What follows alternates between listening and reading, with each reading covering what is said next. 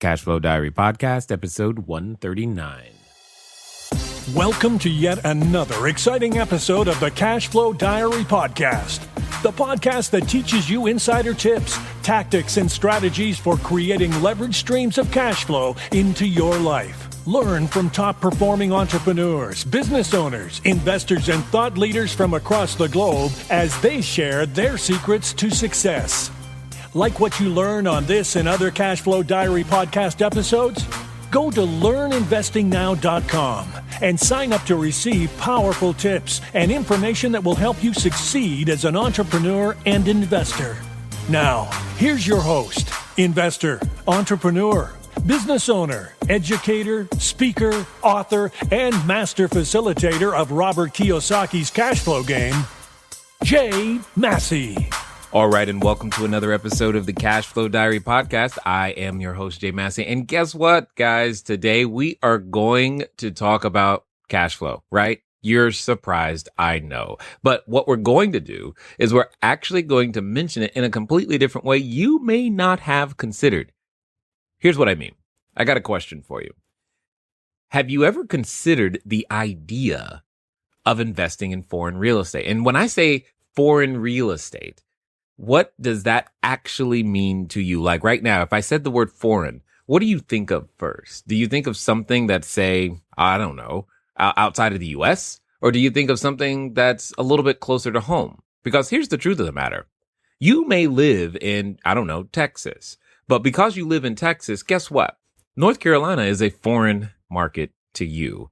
And at the end of the day, you still need to know how the rules and regulations operate in that foreign market in order to make things work. And today we're going to actually talk about stuff outside of the US because cash flow exists everywhere. And today's guest is definitely an expert in making that happen. Not only does he make it happen, he loves it so much he decided to live there. In fact, he's been there since 2002. And you got to understand that's a complete lifestyle change. Now, I'm not asking you to move offshore, but I am saying you probably want to listen because opportunities abound. What I've said before, where there's chaos, there's cash flow. And today's guest has been able to find chaos in other places.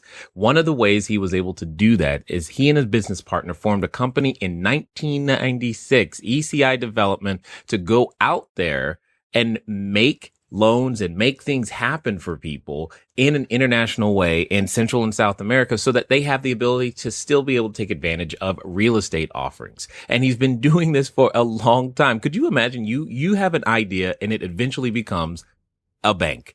That's awesome. So I think today's guest is going to be able to educate myself as well as you on all the things that you already want to know about investing offshore. So help me welcome Mr. Mike Cobb. Mike, you there? Hey, Jay, it's nice to be with you. Thanks for having me on. I am so glad that you have made the time to be here. So I definitely appreciate, any time anyone makes to be here. So thank you as well. Now, many people know the first question I'm about to ask you. You're probably the only one who doesn't, but I've got to ask anyway. I tend to look at today's entrepreneurs a lot like yesterday's superheroes. I mean, yesterday's superheroes, Batman, Robin, Wonder Woman, whatever superhero you prefer, they all, fly around or you go in an invisible plane, saving people, dressing up in special costumes, but saving people from their own problems most of the time. And I think entrepreneurs do the same thing. I mean, we do that, but we just do it for a profit and we go out there and create and make lives better. So the one thing, though, that every superhero has in common, regardless of their superpower, is that when they were first born or when they first started, they weren't so super. They have an origin story. They came from somewhere. So what we would like to know is before you were an international developer working in many different countries outside of the U.S. and bank owner and all this other stuff, well, who is Mike Cobb? Wow. That's a big question. And you're right. You didn't give me the prep on that. So that's a sneak attack, but I like it. It's a great question. And it actually reminds me of a question that I like to ask people in the interview process when I'm interviewing for positions, because it really gets to the heart of, who is Mike Cobb or who are they? And I guess I grew up in a very, very small town in northwest Pennsylvania, about an hour north of Pittsburgh. And, it was an interesting place to grow up. I didn't really fit in. My dad was a college professor, and we traveled around a lot. We went to Europe many times when I was growing up. We actually went around the world once when my dad was on a sabbatical. I lived in Yugoslavia for 3 months. So I had this weird upbringing in the sense that nobody else in the little town that I lived in, nor in the bigger school district, really had similar experiences.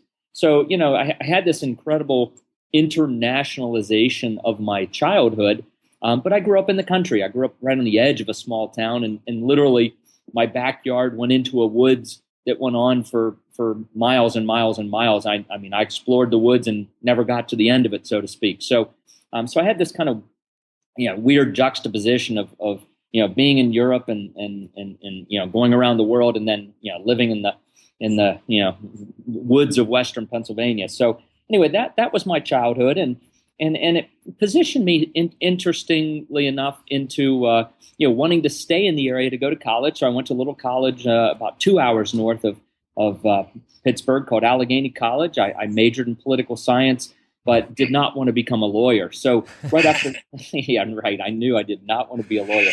But one of the things I can remember, growing up, we had 10 acres, we had horses, and we had a couple ponds. We had ducks and geese and dogs and cats, and I mean, it was like a little mini farm on the edge of town. And I can remember being out with my dad one time, and I was probably 5 or 6, and I had the broken handle shovel, right, the little short shovel, and he had the big shovel, and we were, I think we were planting apple trees, as I remember. And I was 5 or 6, and whatever, I sat down, and I remember my dad looked down at me, he goes, "Get your ass off the ground, boy. When you're working, you're working." And it's one of those interesting early on memories, that like, all right, work hard, right? And I always saw him work hard, and consequently, little life lessons like that. I remember when I got my first job at Burger King when I was 16, he said, "Hey, no matter what, always look busy. And if if you don't have anything to do, pick up a rag and wipe something down, or pick up the broom and sweep the floor." And those were just little tips that he gave me that he really have influenced me and I think allowed me to be as successful as I am over the years, because you know what, it is about hard work, but it's also about smart work. And after college, I got into the computer business in the Washington, D.C. area in sales. And very early on, I was influenced by two people who I know you're familiar with, and I'm sure many people listening to this are familiar with.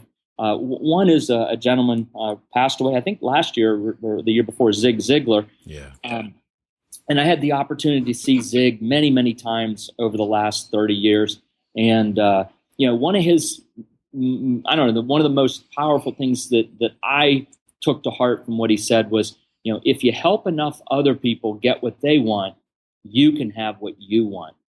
And, that really resonated with me in sales, and it became the foundation and basis of my sales career. And really, the sort of the seeds of my entrepreneurial career as well. And it was interesting because I was in the computer business for 12, almost 13 years, and worked for somebody else. And it was a great business. I served a lot of consumers in the computer business over the years, and we took great care of our clients. And I was very, very successful from 1986 to 1998.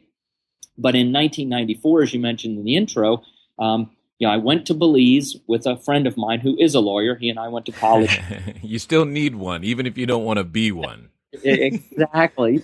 He and I were actually fraternity brothers and in college. And he actually got into the kind of lawyering, I'm not sure that's a word, but he got into the kind of lawyering that I can respect, which is, helping people with asset protection, basically helping to protect, his clients from all the nasty lawyers out there.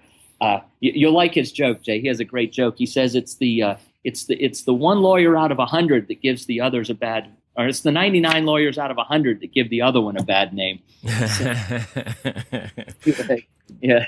Anyway, but so he's an asset protection lawyer, and he was going to Belize doing a lot of trust and asset protection work for physicians. A lot of his clients are physicians. Anyway, and he took me along, and we went down to Belize. This was 1994, and I went back down. I said, hey, this is a great place, Ambergris Caye. It's a little island off the coast of Belize. Gosh, it's beautiful. I mean, it's about a half a mile wide and 26 miles long. The reef is a quarter mile offshore. It's an incredible little Caribbean island, right off the coast of Belize. Belize is a mainland country, but these are a string of little islands. And I said, man, Joel, next time you come back, give me more notice. I'd love to come with you. So whatever, 3 or 4 months later, he says, I'm going back. I went back and ended up buying 2 condos. He and I each bought a condo. And, it was whatever. I started going down a lot, and he was going down some, and we'd see each other some trips. Sometimes, I'd be there by myself. But I remember it was probably a year later. So it was probably mid 95. And I'm laying by the pool, and Joel and I are laying by the pool, and we're talking to the developer. And he's got 3 buildings that have been under construction for over a year that really haven't been built at all, right? I mean, 3 half-built buildings kind of thing. And we asked the developer, his name was Jim. We said, Jim, what's the deal? Why aren't you finishing these condos? I mean, you build condos, that's how you make money. And he went on to explain that he not just him, but in this case but many developers up and down the coast of Belize and Roatan, Honduras, and other places were really stuck for these cash flow problems. And he went on to explain why. And it's an interesting scenario, Jay. He didn't know what he didn't know, and what he didn't know was there was no financing for North American buyers. So a guy like Jim comes down to Belize and he buys a couple acres on the beach and he builds the first 3 or 4 condo buildings, because he's got a couple $1,000,000 in his bank account. So he builds the condo buildings. He thinks to himself, okay, I'm going to build these condos. I'm going to mark them up, 25, 30%. I'm going to sell them. I'm going to make the profit, build some more buildings, blah, blah, blah, blah, blah. But what happened to Jim and many other developers was North American clients would come down. They'd want to buy a condo. They'd say, all right, well, I can put 20% down, 30% down. And he'd go, whoa, like, no, I need 200,000. I don't need 40,000 or 60,000. The condo's 200,000. Right. And the problem is that banks in North America, the U.S. and Canada, would not lend on collateral in Belize, and the banks in Belize wouldn't lend to a North American. And so, put Jim and all these developers in a really tough spot where basically they had to make a choice. They had to either take a down payment and self-finance their buyers, or they had to turn sales away. And, a lot of developers kind of went different directions on that, but many, said, hey, something's better than nothing. So they'd take 20, 30% down, they'd finance these people. And so, we saw an opportunity to set up a little mortgage company to serve North Americans buying property in Belize, and then it eventually expanded throughout the region. But it got its start right there on Ambergris Caye as a way to help somebody get what they wanted, which was a condo or a home or a piece of property that they couldn't get financing for. We stepped in and solved that problem. And as you mentioned, by 2003, we turned our little mortgage company into a bank, and we went out and hired professional bankers to come run it, which it's been going well. It's a great business for us. But, in the end, when we really boil it down, we're still a mortgage company. We still help North Americans acquire property in Central and South America, and we, help developers, have their, have their cash flow issues resolved. So, boy, that was a long answer to who is Mike Cobb. I want to. No. I let you go because I'm like, that's exactly what we want to know. Because oftentimes, here's what happens. We're inspired with an idea. We want to do something about it, but we don't know how to even recognize the opportunity, let alone actually do something about it. And you did exactly that. I mean, you're in the middle of vacation. By the way, everyone listening, if you've not been to Ambergris Caye, pay attention to the podcast. You will eventually, we're going, I'll let you know. We'll all be there. It'll be awesome together. Here's the point. If you've never been, you gotta go because it's just that beautiful. So I can understand why you went and you just ended up buying property. It makes nothing but total sense to me. Yeah. I mean, if you once you're there, you get it. You're like, oh, duh. But the major thing that I love is is how you identified the opportunity. There was a problem. Some people will look at that problem. Oh, there's no financing for North Americans, and go, well, I guess I can't do business here, and pack up and go home and find some other place. You said, no, let's solve this problem. We could solve this problem. We can figure out a way to provide this financing and therefore create cash flow, which is the entire point of my saying, where there's chaos, there's cash flow. Everywhere there's a problem, there's a way to take that problem and turn it into something that could be a business that solves a problem for somebody else. And for those of you also listening, if you want, we did interview Tom Ziegler, Zig Ziglar's son, a little while ago. You can look in the archives, and if you want, you can hear that particular episode as well. Now, the one thing, though, I think, and, just listening to everything that you shared, that I think is key, I think there were two very interesting things. I mean, I myself grew up overseas, military kid, and then yet at the same time, I think that has a lot to do with your willingness to even go outside the country, but also the work ethic that your dad said, making you go to work, doing those little extra things. I'm just going to ask, do you think that those two things, having grown up outside the country and or the work ethic your dad was talking about, without those two things, can you see any of the rest of this that we just discussed?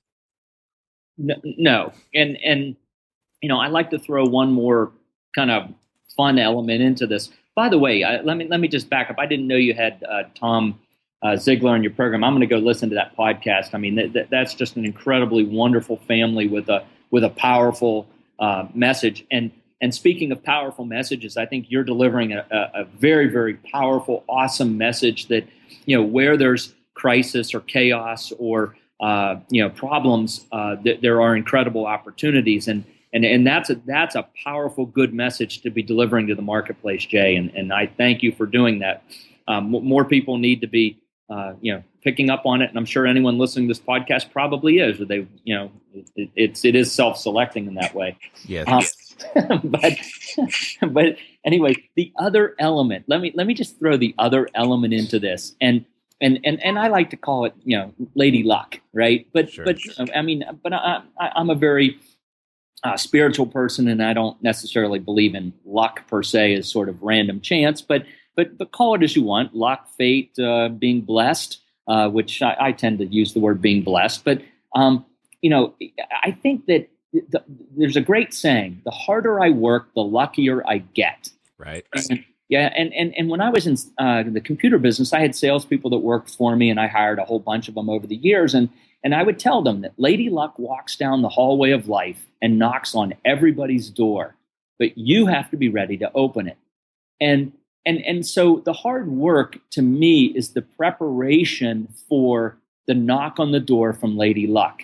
And it also involves an element of risk taking or the ability to wade into something unknown. I mean, it doesn't have to necessarily be risky, but it ultimately entrepreneurship is risky. But to me, it's even before risk. There's the faith in yourself and in your network. Because as much as we like to say that we're individualistic and we do things on our own, and I do believe that, because ultimately I am an individual actor, but I choose to work with others, my network, right? Right. But see, faith is a big part of it, that you're willing to step into the unknown, push into the unknown, work into the unknown, and have a sense that you've got the ability, your network, between yourself and your network, you have the resources and the ability and the creativity. Really, that's the key, right? The creativity to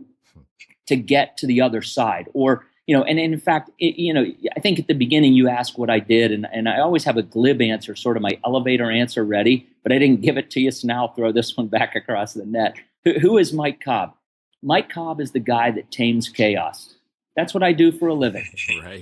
I tame chaos, and I have a high faith in myself and in my network and our team of people to be able to wade into the unknown and tame the chaos that we find and turn it into a good solution for consumers. And and ultimately to me, that's what's meaningful and significant because, we're all going to check out at, 86 years old, actuarially. When I'm kicking up around, the 70s or whatever, I want to be able to look back on my life and say, wow, we made a significant difference in the lives of many people and many people coming behind us. And I think when we solve problems for other people, we help other people. And to me, it's not charity. I mean, you can do that. I mean, if you want to be Mother Teresa, go be Mother Teresa and give stuff away.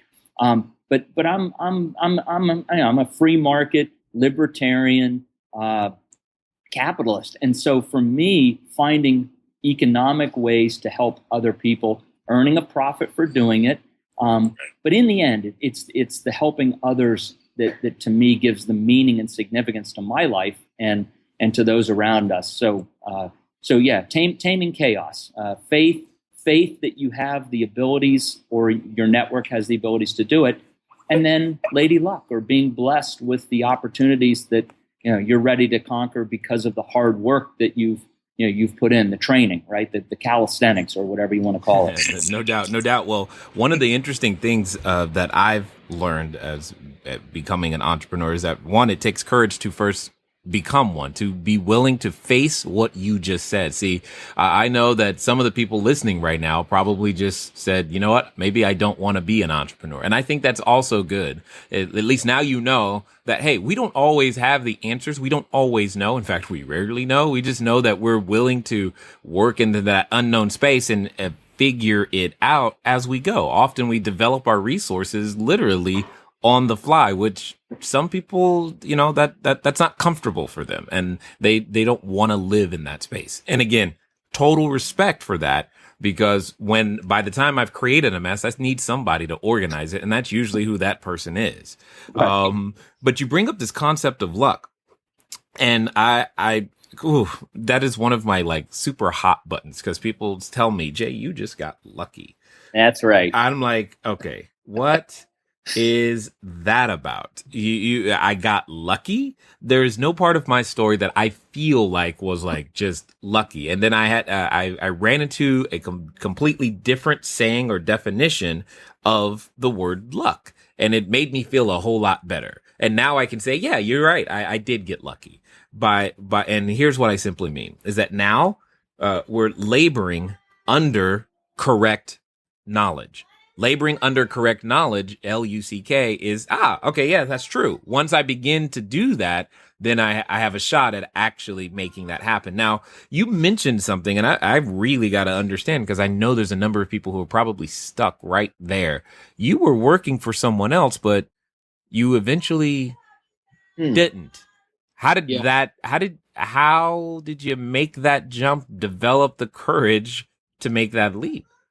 Well, that's a great question, and it was I worked for a Taiwanese Chinese couple for almost 13 years, and it was their business, they owned it, and again, I was super successful. I was on a straight commission basis, which I like, and it was performance based, and again, doing very, very well, and part of that was luck. What'd you say? Laboring under correct knowledge. It was a good time to be in the computer business. I was on the PC side of things. So good timing, good company, good people around me. But every year I would ask the owner of the business to sell me a piece of the company. And he wouldn't. He'd always have some excuse why he wouldn't sell me a piece of the business. And then he started thinking about selling the company himself. And I very quickly realized that as the highest paid employee of that company, any new buyer, I'd be the first guy out the door.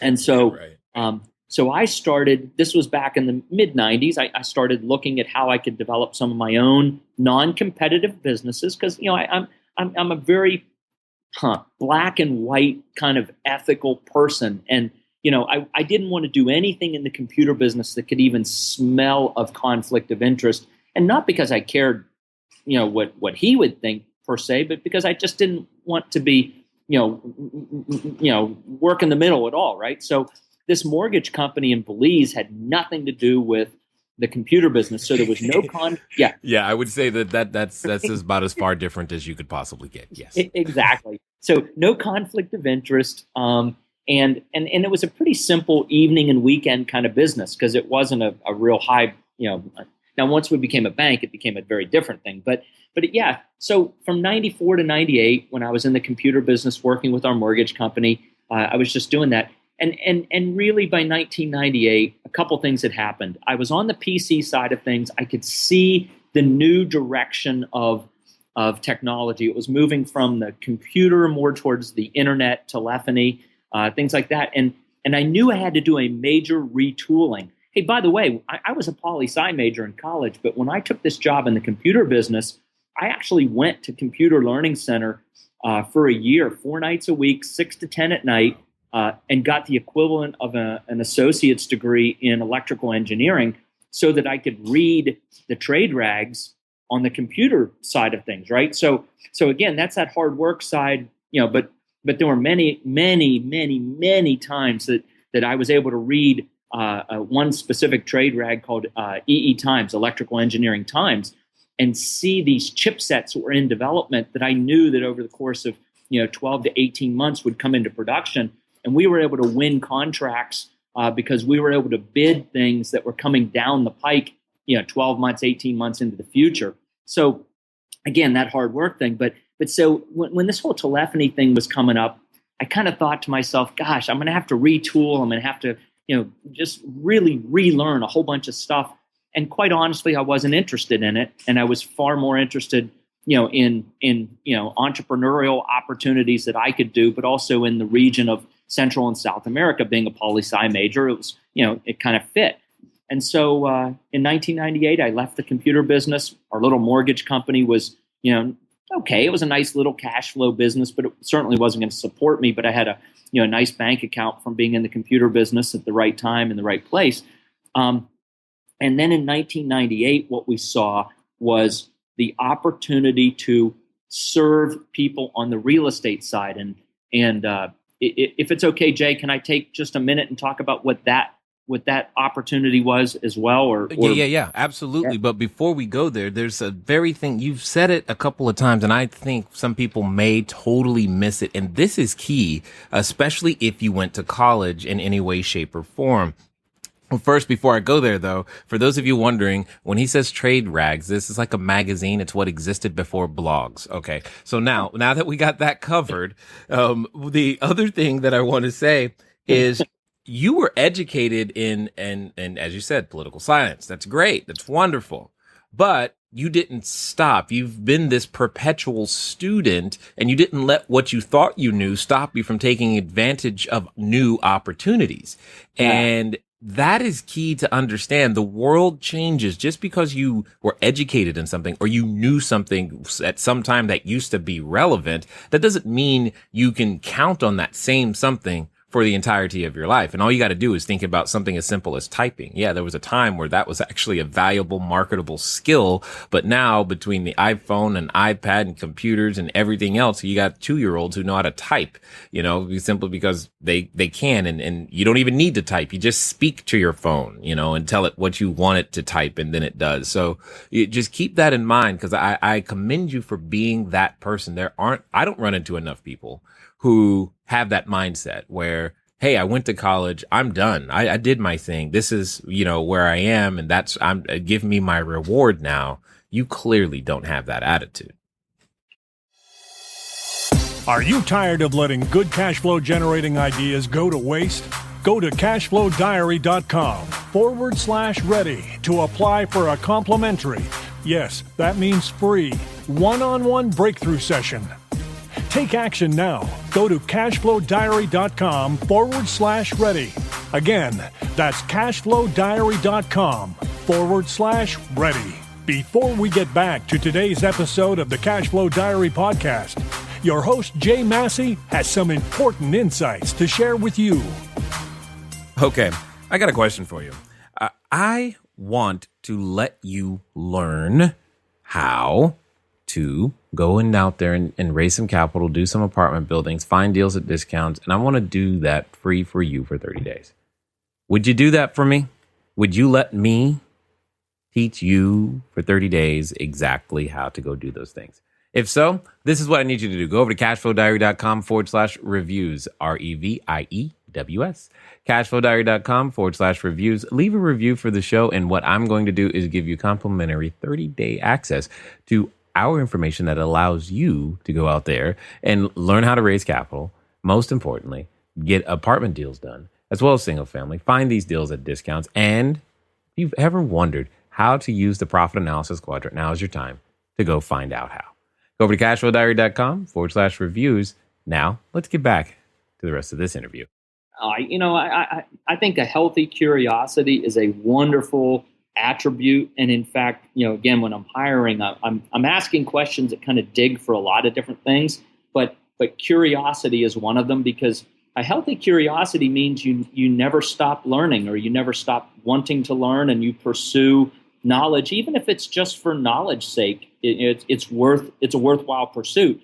But obviously, when you pursue it, for a more practical purpose, that's worthwhile as well. So, thank you for recognizing that, and thanks for pulling it out and mentioning it and emphasizing it, because that is key. I mean, the world is changing. The world changes. Professions change. I mean, just like the computer business changed, and I recognized it.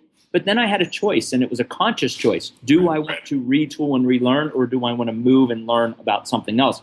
And they say, and I don't know if I have the number right, but they say it takes 10,000 hours to become a master at something. And if you look at 10,000 hours, I mean, there's 2,000 work hours in a year if you work 40-hour weeks. Well, if you work 80-hour weeks, you can become a master in 2.5 years. So, you have a choice. I mean, do you want to be a master in 5 years, or do you want to work your ass off and be a master in 2.5 years? And you know what? I think, that's another kind of choice that people have. But you can't become a master without putting in 10,000 hours. You decide how many years it takes you to get to the mastery of a subject. Indeed. Yes. Well said. And now, yes, I definitely want to talk some more about the real estate opportunities, because you guys are now operating in like 5 different countries in Latin America now, right? Well, currently we're operating in 4, and we're looking for property in 2 more. So yeah, we'll be in 7 countries by the end of this year. You underachiever, you. Okay. I love it. You're right. I am, because it could be 8 or 9. But anyway, yeah. Right. So yes, dude, tell us about this real estate that you clearly love so much, because you picked up shop and moved. It's like, wow, that's serious right there. That's commitment. Well, I've actually moved twice, Jay. But in 1998, we bought a little resort on Ambergris Key. It was one of the developers that we'd been financing some of his sales, and he was going out of business.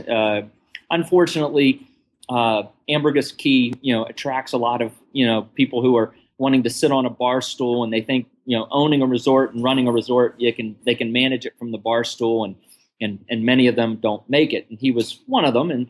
And we ended up buying his resort in a foreclosure situation, and it was a very good purchase. And my wife and I moved there for 6 months, basically, to turn around a resort. Now, you talk about wading into the unknown. I mean, Jay, my saying was, you know what? I knew about as much about a resort as you can learn from staying in them. When we bought that resort, I knew nothing about running a resort. I mean, zero, right? And but that didn't stop us from buying it in a foreclosure and stepping into a world of problems. You can imagine a resort in foreclosure. Right. Just the payables this guy had, the outstanding bills, the upset workers. I mean, on and on and on and on. And anyway, it was a nightmare. But you know what? It's bath by fire. And again, we trusted in ourselves. My wife and I, we trusted in ourselves to move there. We trusted in our network of business partners and resources that we could bring to bear. And if we didn't have it, like you said a minute ago, you could hire it, and we did. And we got through it. And within 6 months, we turned a failing resort property into a marginally profitable resort business, and we moved back to the United States. So we did a 6-month stint in Belize. But it was interesting because what we saw, and this comes back again to the real core tenet of my my business philosophy is, what is the need that we can serve? What's the unique selling proposition, or what's the unique serving? I like that better, by the way, the USP, unique serving proposition.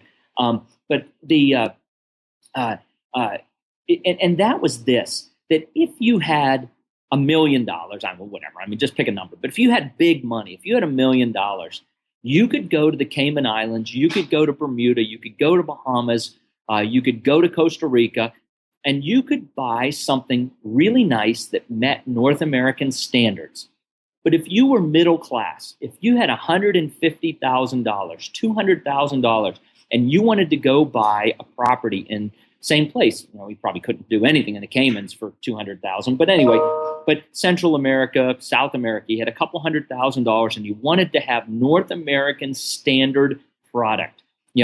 Water pressure, all the doorknobs at the same height, all the kitchen countertop at the right height, and an electrical outlet on every wall of the bedroom. I mean, we're not talking rocket science here. We're just talking just stuff that's been figured out in the U.S. and standardized in the U.S.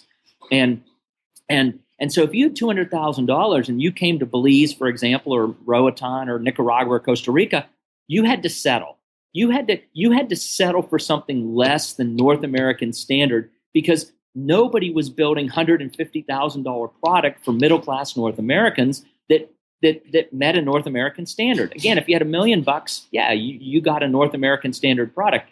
But if you had 150, 200,000, you were settling. And what we said was, hey, look, a lot of this stuff is free. It doesn't cost any money to put the door handles all at the same height in a house or a condo. That's free.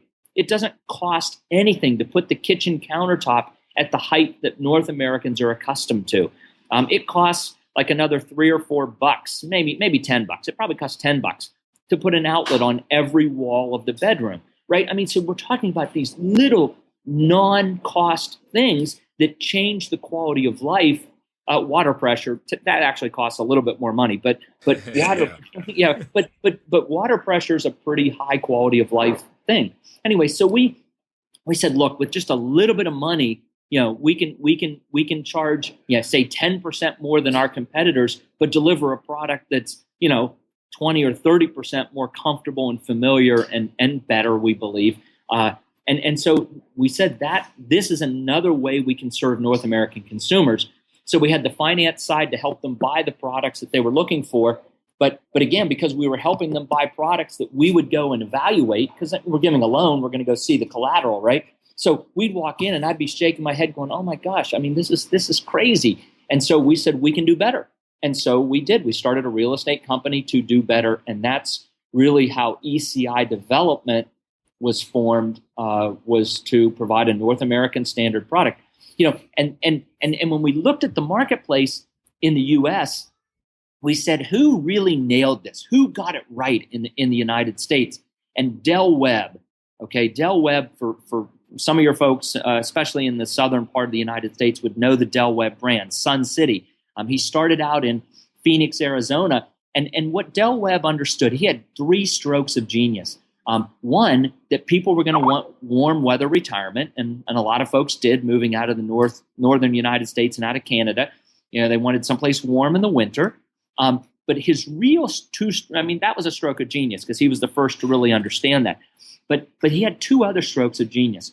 One was that people wanted community. People wanted friends and neighbors and activities. And in order for you to have, friends and neighbors, you got to have things to do and places to do it. So he built clubhouses and game rooms and places that people could get together and hold their coin collectors club or the bridge group or whatever. So he created these social spaces as part of his community, his Sunset communities, and it was phenomenally successful. So he had all these people moving there who could make new friends, turning neighbors into fast friends, the spirit of getting together. And one of the statements that he's famous for is this. He says, concrete, steel, and lumber make the buildings, but people make the community. And so he was the first developer to really get that. And his third stroke of genius, first, that people wanted warm weather, second, that they want community. His third stroke of genius was that not everybody wants to live in the desert of Arizona. And some people want to live in Texas, California, Florida, the Piedmonts, the Carolinas, whatever. And so when we looked at the U.S. model, we said, look, these wheels have already been invented in the U.S. We don't have to invent this wheel. What's the best wheel out there? And we looked at Del Webb and we said, this guy nailed it. So we understood, we saw the desire of North Americans to want to live in Central and South America. So that part fit his first stroke of genius. His second stroke of genius was community. And so we said, look, we're going to build clubhouses. We're going to build the amenities, the tennis courts, the golf courses, the swimming pools, the bars, the restaurants. We're going to create these social spaces and amenities before we sell property so that when somebody buys a home or a condo, they don't have to hear about what the developer's going to do. They can actually come and play golf, or they can come play tennis, or they can go hang out in the clubhouse and play bridge or whatever. And then the third stroke of genius that Del Webb had that we modeled was not everybody wants to live in the desert of Arizona. Well, guess what? Not everybody wants to live on a beautiful Caribbean island. I can't figure out why, but anyway. So, but it's interesting. Some people we bought the property in Nicaragua, which is our Grand Pacifica project. Some people are surfers, right? They're not divers and snorkelers. They're surfers. And so they want Pacific Ocean. They want big waves. Some people want a vineyard type of retirement experience, something like you would get in the Napa Valley. Or some people want highlands, which is where they grow coffee, which is a beautiful climate. It's maybe 4,000 to 5,000 feet above sea level in the tropics. And at night it's 70 degrees, and in the daytime it's 80 degrees every day of the year. It's like springtime every day. And so we realized, much like Del Webb saw in the United States, that there's sort of different strokes for different folks. And some people want Caribbean, some people want Pacific, some people want vineyard, some people want highlands. And so that's really been our business model, to develop communities, real communities with the sense of community for North American retirees that meet all the North American familiarity and standards, but give people the choice of location, geography, climate, and scenery. And that's really been the basis of our business. And it's gone unbelievably well, Jay. It's just, because we took a wheel that had already been invented and invented very well, and we just took it south of the border. And I don't claim any brilliance there at all. We copied a great model, but it's been phenomenally successful. So and that's where we are today. And in terms of moving, when we bought our Grand Pacifica property in the year 2000, we spent a couple years kind of trying to figure out what we were doing, and it took a couple years because Jay, we bought 3.5 miles of beach. This is incredible. This property looks like Southern California. It feels like Southern California. And we have 3.5 miles of Pacific Ocean front and 2,500 acres. And it took us some time to figure out that we were really building like a town, right? We're going to be building a town. And when we finally figured that out, we went out and hired a city planner, a company that builds towns. In fact, they built Celebration, Florida, which is Walt Disney's town right outside of Orlando. Walt Disney wanted to build a town, and they hired a company called Urban Design Associates to come design their town for them. Well, we figured if it was good enough for Disney, they were probably good enough for us. So, so again, not inventing a wheel, we went out and hired Urban Design Associates to design a town for us. But in 2002, it was time to actually start to hire engineers and architects and put out RFPs for infrastructure work and to start to build the roads, the water, the sewer, the fiber optic telecommunications, start to build the golf course and all those kinds of things. So my wife and I moved here to Managua, Nicaragua in October of 2002. We've now been here 12 years. We moved here with a 2-year-old daughter. We've since had another daughter. My daughters are now 14 and 10, and they've grown up here. And it's a wonderful place to raise kids. The Nicaraguan folks are just so warm, friendly, awesome. There are a lot of reasons we stay in Nicaragua, but truly the people are the core fundamental reason that we've stayed as long as we have, and really can't imagine moving back to the United States. And we've made wonderful friends, and it's a great place to live. That's a hard concept for me to even get my mind around, is not wanting to move back to the U.S. However, I can, to some degree, I get some understanding of that, but I hope everybody was listening, because I don't know if you heard it, but he did it again. He just found a problem and he created a solution. The solution was, and he didn't really create the solution. He just brought an existing solution to a community that didn't know that it existed. And most importantly, he was laboring under correct knowledge, someone else's knowledge. He just chose to labor under it. And doing that has created the developments in the communities that he's had. And I mean, just the idea, the concept, for some of you, this just blew your mind. The concept of having 3.5 miles of beach, you're like, what? How do you figure that out? I can tell you, if you were listening, if not, rewind, listen again. He was clearly saying it took us a couple of years to figure out, took us some time to figure out what we were doing. That meant he didn't know, and that's okay. Most entrepreneurs don't know all the time. And the idea we think we have isn't exactly what comes to fruition or what the marketplace wants at the end of the day. Go ahead. Oh, I'm going to give you a great example to emphasize that point right there. Okay.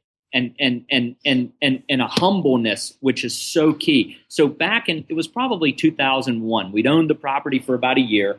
And my business partner and I, we figured we were going to do what most developers do. We were going to put a road from one end of the property to the other, 250 feet back from the beach or whatever it was, chop it up into, 100-foot wide lots, half acre lots on the ocean, sell them for $100, $150, $200,000 each, and call it a day, right? That's kind of what we thought we would do.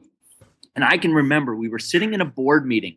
And this is why you want board members. This is why you want, if you're an entrepreneur, even if you're too small to, quote, have a formal board, find an informal board. Find a group of retired business executives and buy them lunch or dinner 4 times a year, okay? This is just so important. I can remember sitting in a board meeting, and the chairman of our board of directors at the time was a retired Fortune 50 CEO. And retired guys are easy to get, by the way, because they're usually bored and looking for something to do, and their wife wants them out of the house. So you can definitely get them for lunch 4 times a year. You just need to go out and ask. And he was from a chemical business. So, totally unrelated. But he understood the business of business. He could see things from a 30,000-foot perspective. And I remember me and Joel and I were sitting there arguing about how we were going to do something on this, chop it up into lots or whatever. And I don't know if you can hear me pound on the table, but he goes, boys, settle down. He looked over at us and he goes, do you understand you're building a city? And Joel and I just kind of looked up and we thought, wow, he's right. The property's 3.5 miles long and 1 mile deep, right? That's a city or a town or whatever you want to call it. You know what I'm saying? Right. And so here's this guy pounding on the table, boom, boom, boom. Hey, boys, right? And it's that kind of, wow. And the humbleness to realize that, listen to what he said, right? And to recognize we didn't know. We had no clue, but he had a darn good idea of what that 30,000-foot perspective was. We were building a city in his mind, a town, whatever. And so to be able to pick that up, stop, listen, and then move on. So really wanted to just tell that story to emphasize your point that we had no clue, Jay. We had no clue. And what I'm trying to stress here is having no clue is okay, and understand that he had no clue, but he still owned the property already. He had still written the offer. He was making plans. He was going to figure it out on the way.